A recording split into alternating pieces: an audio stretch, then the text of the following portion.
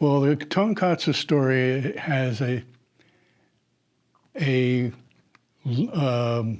family gist, and then it has some extra cultural twists to it. The first one was when Dad had a sabbatical in Japan at the University of Tokyo.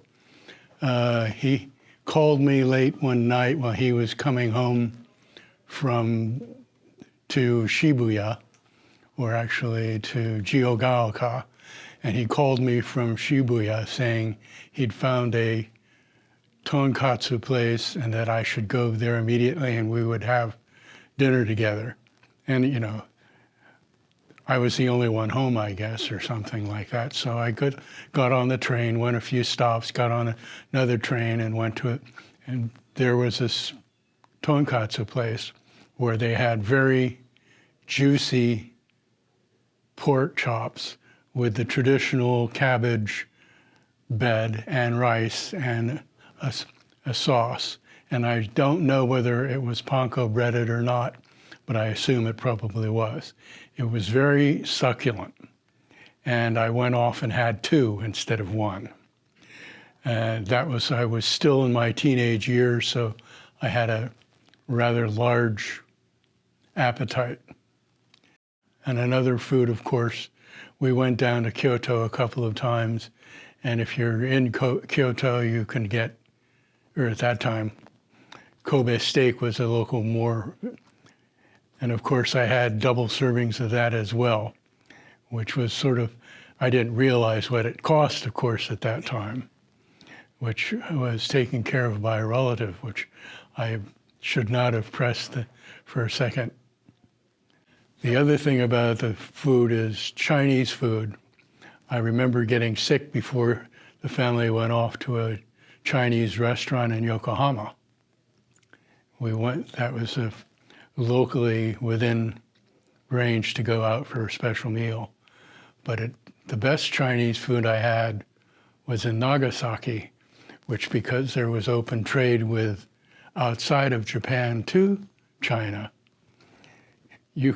a railroad station restaurant could have food that was much more affordable and delicious than you would expect a Class A type restaurant to have. My parents were both born in Portland, about 7 miles away from here in either direction, one east and one west. But due to the relocation, I was born in Rochester. And then I came to Portland to go to undergraduate school, and mother and father felt comfortable because they had grandmother and grandfather to sort of watch over me and make sure I wasn't too rampacious. Are there any dishes that you had growing up in your family? Well, we do. Sukiyaki was fairly common. If you remember Bob Dylan's song, Brown Rice, Seaweed, and a Dirty Hot Dog, that was the picnic sort of thing that you would do. You boil the hot dogs up, let them shrink and cool in a soy sauce, and the brown rice was actually onigiri rice, or mixed. Sometimes they didn't roll it up in the seaweed, sometimes they roll it up in seaweed, depending on the time available for the preparation for that. So yes, I like seaweed for my rice. If you remember, Japan has a fairly good convenience store menu culture as well. And on one or two trips to Japan, I didn't have dinner obligations. I did the convenience store trip as well. It is much tastier than convenience store here, but yeah, you wouldn't say that that's particularly out of the realm of possibility. Well, actually, I probably am still looking for that Shibuya kontatsu, which was essentially melted in your mouth, and the rice and the cabbage were a good combination with it. It was tender. But we did picnics at Haynes Point a couple of times a year, maybe.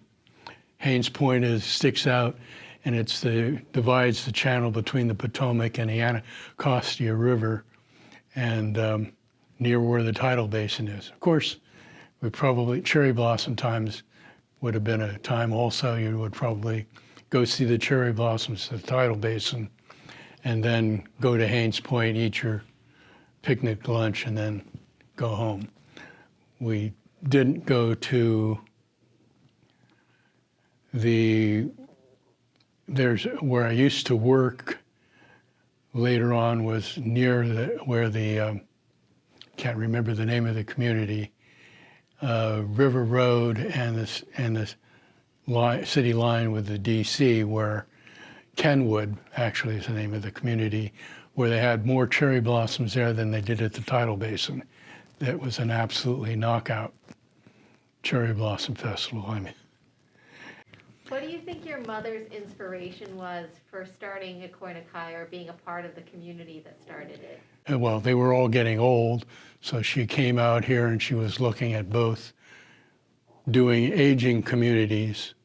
So we visited aging communities, or she visited aging communities in Los Angeles and San Francisco and Palo Alto and Seattle. And she and I visited some in Seattle.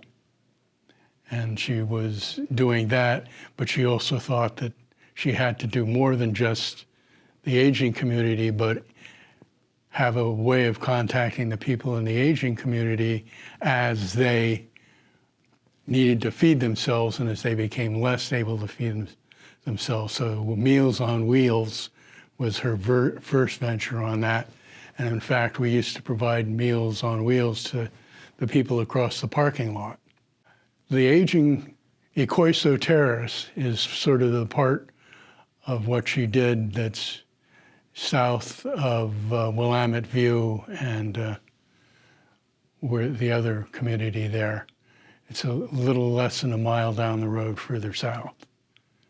And I think she visualized that as part of an integrated policy of she can't meet them when they're already in senior housing, but she can get them into senior housing if she has a lunch program.